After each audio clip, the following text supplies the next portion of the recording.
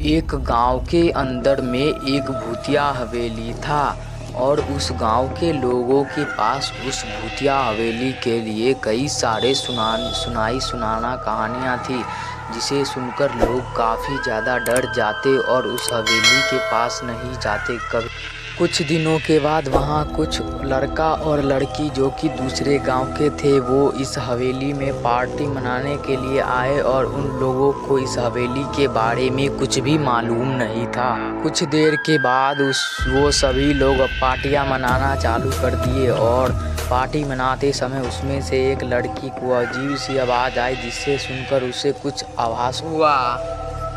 वो लड़की अपने साथ दो लड़कों को ले गई दूसरे कमरे में, पर वहाँ उसे कुछ अजीब सा दिखा, जिसे देखकर वो हाँफती रह गई और वो काफ़ी ज़्यादा डरी हुई थी।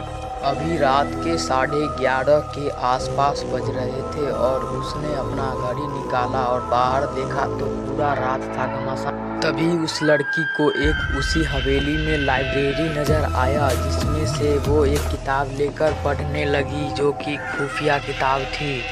उस किताब में यह लिखा हुआ था कि मैं तुम सबको यहाँ से बाहर नहीं जाने दूंगा, और ये भी लिखा था कि जो व्यक्ति की मौत हुई थी उस हवेली में, वो बहुत धनी था और उसी का आत्मा इस हवेली में भटक रही है, जो कि बहुत पुराना है।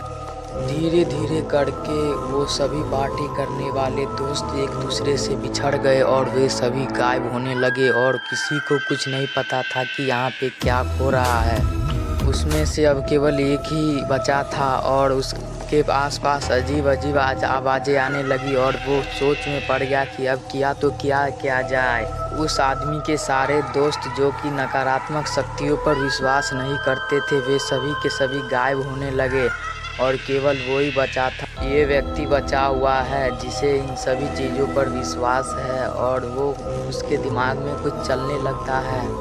तभी उसे एक आवाज़ें सुनाई दी और उसने कहा कि अगर तुम भी अपने प्राण बचाने चाहते हो तो मेरा एक काम करो। जो बोल रहा था वो कोई और नहीं, वो एक हवेली का मालिक था, जो कि उसका आत्मा बन के आया था। उसकी मौत हो चुकी थी।